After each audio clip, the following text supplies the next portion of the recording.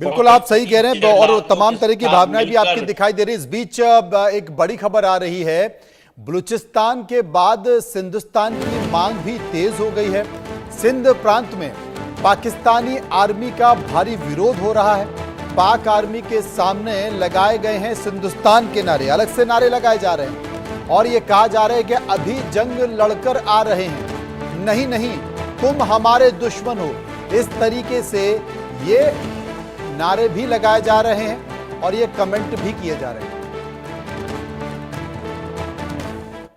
जंग लड़के आ रहे हैं। नहीं नहीं जंग नहीं, और क्या है? तुम हमारे दुश्मन हो। छेड़ो छेड़ो चलाओ गोली चलाओ। हमारे मुल्क में जंग लड़के आ रहे हैं। नहीं नहीं जंग नहीं, और क्या है? तुम हमारे दुश्मन हो। छेड़ो छेड़ो चलाओ गोली चलाओ। तो अहमद अयूब मिर्जा साहब हमारे साथ जुड़े, मैं उनके पास चलूंगा, लेकिन उसके पहले मैं संजीव श्रीवास्तव साहब के पास जाता हूं। संजीव साहब, ये एक संकेत आपने देखा कि जब वहां पर आग बुझाने के लिए, वहां के हालातों को संभालने के लिए पुलिस और सेना पहुंची और उन्होंने कहा कि भाई हम जंग लड़कर आ रहे हैं, इस बात को समझो, तो सिंध के लोगों ने कहा कि आप हमारे दुश्मन हो, आप कहीं से भी आ रहे हो, हमें इससे फर्क नहीं पड़ता है। ये जो 6 नहरें बनाने का फैसला है और 6 नहरों में एक संकेत ये है कि ज्यादातर पानी बलूच और सिंध की जगह वो पंजाब प्रांत में चला जाएगा। लोगों का साफ कहना है कि ये पानी हमारी रगों में बसता है, इस पानी को तो हम नहीं जाने देंगे, खून बहा देंगे। जी जी, देखिए ये जो चोलिस्तान वाटर कैनाल प्रोजेक्ट है और इसमें इसको लेकर के सिंध के लोगों के अंदर बहुत ही पहले से ही गुस्सा रहा है और वाटर का जो रिसोर्स है वो जाहिर है कि सिंध के लोग इसके महत्व को जानते हैं, उनके लिए कितना जरूरी है। लेकिन इसका जो बंटवारा जिस तरीके से एक बेहद अन्यायपूर्ण तरीके से किया जाने का प्लान है, उसको लेकर के सिंध के लोग पहले से इसका विरोध कर रहे थे और इस 6 नहरों को बुलाने का जो प्रोग्राम है वो मेरे असेसमेंट के मुताबिक आगे नहीं बढ़ सकता। और भारत ने भी अब एक बड़ा जो एक डिप्लोमेटिक और इकोनॉमिक स्ट्राइक जो भारत ने की और इन नहरों का जो पानी है वो भारत के जो इंडस वाटर रिवर सिस्टम से ही जाना था, सिंध और सतलज से। तो ये जो पाकिस्तान को बड़ी चुनौतियों का सामना आंतरिक रूप से भी करना पड़ रहा है और भारत के ऊपर एक कायराना हमला करके उन्होंने अपने लिए एक बड़े संकट को अपने ऊपर सिर मोल ले लिया है। तो अब उसको पाकिस्तान के हुक्मरानों को इसकी जो कीमत है पहलगाम के जो आतंकी हमले की और भारत को आतंक के माध्यम से टारगेट करने की, वो इस रूप में भी अब चुकानी पड़ रही है। और जहां तक सिंध के लोगों की बात है तो जाहिर है कि पाकिस्तान के ये जो पंजाबी सुन्नी डोमिनेशन वाले जो हुक्मरान हैं वो सिंधी लोगों के ऊपर भी दमन करते रहे, शोषण करते रहे। जैसे कि हमारे साथी जो जुड़े हैं उन्होंने इस बात को बताया भी और उसके साथ साथ हम ये भी जानते हैं कि चाहे वो बलूच हो, चाहे वो पश्तून हो, चाहे वो हमारे कश्मीरी लोग हो, चाहे वो सिंध के लोग हो, सभी जो है पाकिस्तान के हुक्मरानों के सेकेंडरी ट्रीटमेंट की वजह से, उनके दोयम दर्जे के व्यवहार की वजह से वो त्रस्त रहते हैं।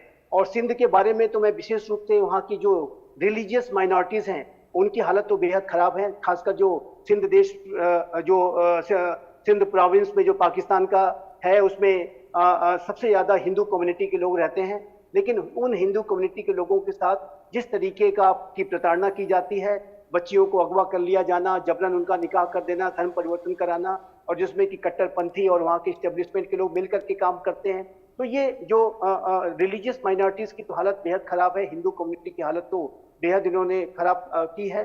और सिंध में जाहिर है कि इन सारे वजहों से भी एक बहुत ही जबरदस्त आंतरिक असंतोष है, एक गुस्सा है और सिंध देश की मांग वहां पर बहुत पहले से चल रही है, सब जानते हैं। तो ये जो पाकिस्तान के वर्तमान में के जो हालात हैं वो पाकिस्तान के हुक्मरानों का ही क्रिएशन है और ये पाकिस्तान के हुक्मरानों ने अपने जो एक सेकेंडरी ट्रीटमेंट को जिस तरीके से उन्होंने दिया है एथनिक माइनॉरिटीज को, रिलीजियस माइनॉरिटीज को, उसका परिणाम ये हो रहा है मनोज जी की ये जो राष्ट्र है अब विखंडन की तरफ तेज गति से आगे बढ़ रहा है।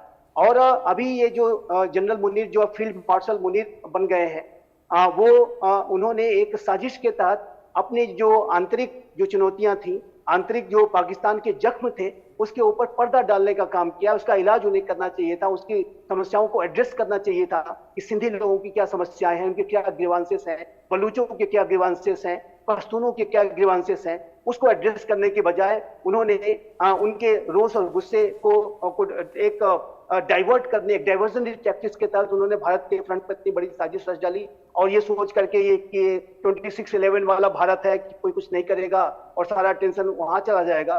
तो ऐसे में ये हुआ नहीं। और ये जैसा कि हमारे प्राइम मिनिस्टर ने कहा था, प्राइम मिनिस्टर श्री नरेंद्र मोदी ने, कि पाकिस्तान ने कल्पना भी नहीं की होगी कि हम किस तरीके का रिस्पॉन्ड करेंगे। तो जाहिर है कि आप पाकिस्तान ने चौतरफा मुसीबत मोल ले ली है, डाइवर्जनरी टैक्टिक्स भी काम नहीं करेगी और लोग जो टीटीपी हो चाहे बीएलए बीएलएफ हो सीधा सीधा पाकिस्तान की फोर्सेस को टारगेट कर रहे हैं। तो मेरा ऐसा मानना है कि चाहे वो फील्ड मार्शल बन जाए और चाहे वो राष्ट्रपति बन जाए, पाकिस्तान की जो आंतरिक हालात हैं वो लगातार बद से बदतर होते जाएंगे और बिल्कुल बदतर पाकिस्तान होती जाएंगी। संजीव जी आप ठीक कह रहे हैं, क्योंकि वही हालत हम बलूचिस्तान में देख रहे हैं, वही हालत खैबर पख्तूनख्वा में देख रहे हैं और अब सिंध में भी वही स्थिति हो रही है। बड़ी तस्वीर ये आ रही है कि पाकिस्तान के सिंध में गृह मंत्री के घर पर फायरिंग हो गई है। प्रदर्शनकारियों ने मंत्री के घर पर फायरिंग कर दी है। मंत्री जियाउल हसन लंजर के घर पर तोड़फोड़ की गई है। घर की सुरक्षा में फिलहाल तैनात कर दिए गए हैं तमाम सारे गार्ड्स, और जिन गार्ड्स को तैनात किया गया है उन गार्ड्स को भी लोगों ने जमकर पीटा है, उनकी पिटाई की है। देखिए आप देख सकते हैं कि स्थानीय लोग इतने ज्यादा नाराज हैं कि वो घरों से AK-47